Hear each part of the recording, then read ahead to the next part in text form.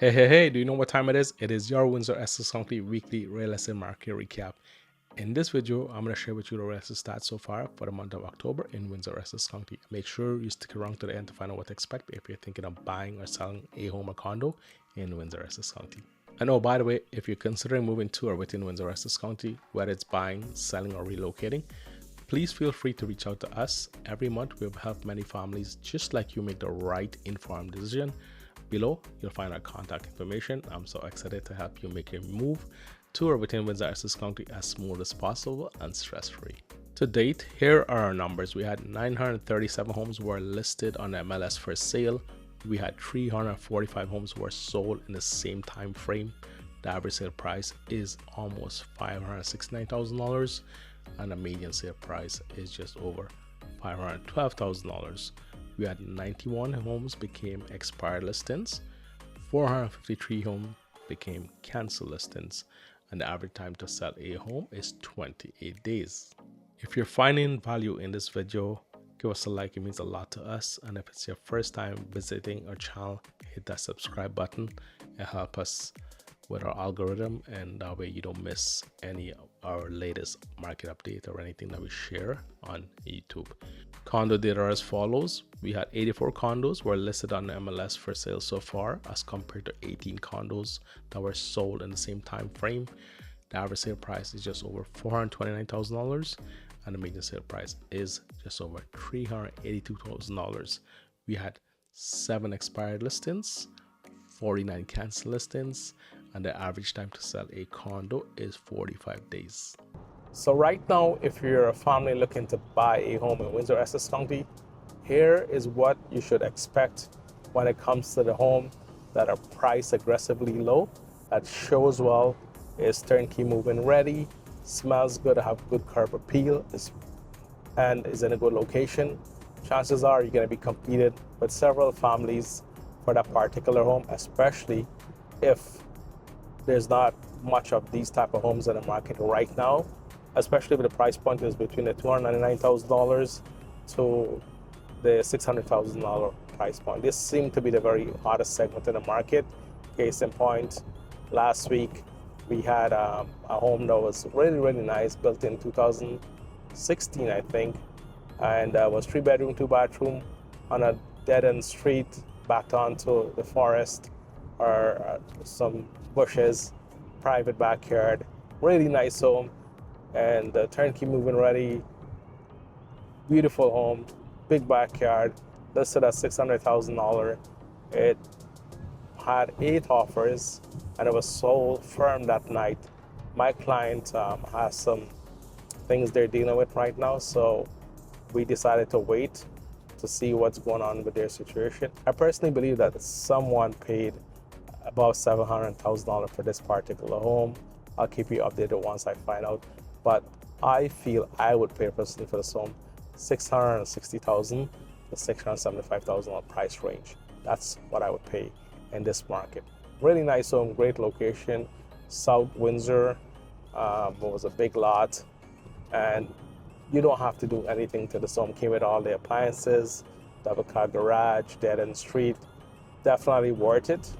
And the basement was fully finished, and somebody got a new home, but the price point, all depends on what they pay. It could be a deal or it could be they paid a lot. So that's what I'm seeing in this market for the homes that are showing well, priced low or aggressively low, turnkey move-in ready in a good location. Many of these homes will sell above the list price for the most part. Some of them would even be sold without any conditions such as a home inspection or mortgage financing condition. And some sellers or owners may accept an offer with a mortgage financing condition or a home inspection condition. House to sell, sometimes it does happen, especially if they have good intel from the buyer's agent who are buying the home, and if they feel confident that the buyer who's buying their home, that their property will sell in a timely manner at a price point where it's realistic in the current market we're in, so there's no setbacks. Does it happen where they accept an offer with a house to sell? Yes, it does happen. And that's what to expect as a buyer. And there are homes that sit on the market for a long time, and this is because the homeowner or the sellers are unrealistic with the price. Sometimes the homes may not be in the best condition. They don't want to do any work or touch-ups, and it shows neglect. Price fixes everything, but if you're not willing to negotiate on the price and terms, then subsequently your home's going to sit. They will either be canceled or taken off the market, or they may be relisted at the same price and it will just sit on the market for a long time.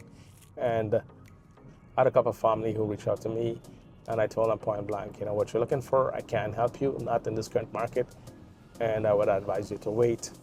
And one is going to wait, and one went ahead and list.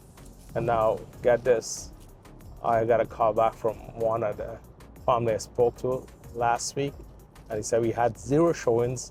We're listed at $499, and exactly what I told them not to do, they did. So that's, when you price a home too high and the home's been on the market for a while, nobody wants to buy that home because they're thinking something is wrong. So it's very important to price your home right from the get-go. Don't chase the market. So if home's been selling at a price point for the last 2-3 months and listed at this price point, and they're sitting in the market and the market's changing, you want to adjust your price just under the homes that you're competing with, and hopefully get a lot of traction. And if you do your homework, you will get the price and the terms that you want. But patient is the key, and being realistic. Now, if you're a family thinking of selling your home, here's what I would highly recommend you do in the current market. First, do some research, talk to your bank to make sure the number makes sense for you financially. Talk to an agent to get an assessment or evaluation on your home. Once again, to make sure data is accurate into this market and it makes sense financially for you as well. Make sure you calculate all your fees, land transfer tax if you're buying again, all your lawyer's fees, and any mortgage penalty fees if you're going to be breaking your mortgage, or if you're going to put an increase, any bridge costs and whatnot, especially real estate fees as well. With that out of the way, make sure your home shows well, it's priced aggressively, it's staged, it's turnkey move-in ready. Do any needed touch-ups on paint, be patient. And if you do that in due time, your home most likely will sell. But patient is the key, and being realistic. And once you do that, you will get the numbers you want, but you have to be realistic. I stress that. I mean, the average days of the market right now is 28, but that number is skewed because many homes are being relisted or canceled, and that doesn't shows up in the current data when that happened. So the numbers are definitely skewed. Those numbers is not taking into consideration the days on the market when it was canceled and after it was listed for a long period of time. I was working on a deal about 2 weeks ago with a potential family is trying to help, but emotions got in the way.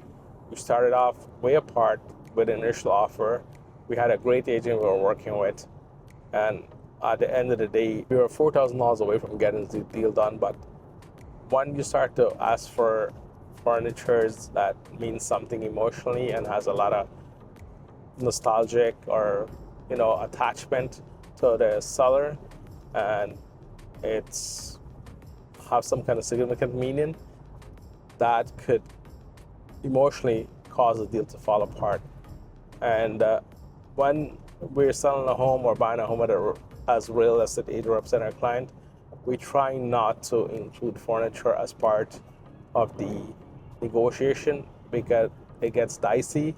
I've lost deals over a sauna, which was $1,500. So yes, and I learned my lesson the hard way. So I always tell my client, listen, it's not listed on the MLS. Let's put a clean offer based on what we see listed. And then after the offer is accepted, then we could try to negotiate what you want.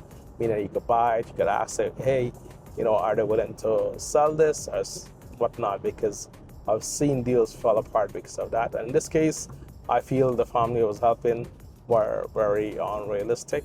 They became too much emotionally vested. They took it too personal, and hence the deal did not happen because of the emotional blindsidedness. They can't see beyond that part.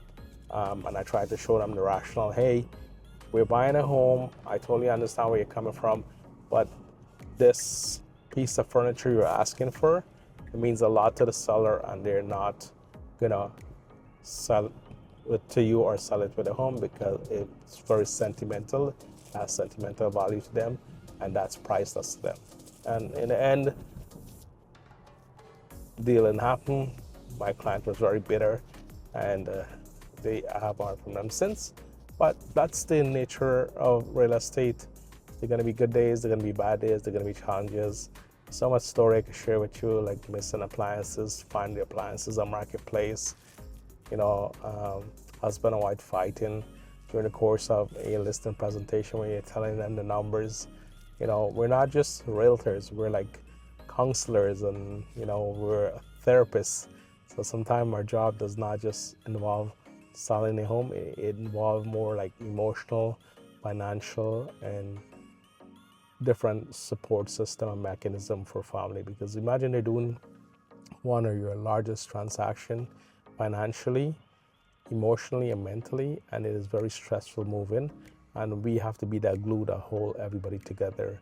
We're the resources, we're the one that come and say, hey, you have an issue, we can help you, and I always try to be that calm one and tell my clients, don't worry, there's always a solution, we'll fix it. And you have to trust your agent, and we have to trust each other, because at the end of the day, we're all in this together. All right. And as always, I do hope you're finding value in our video. Let me know in the comments below what you think of our local real estate market. And if you'd like for us to help you anyway, please leave a comment on this video. We'd love to hear about your goals and how we can help you. All right. Take care. Have a great weekend. Have a great week. And talk to you soon. Bye now.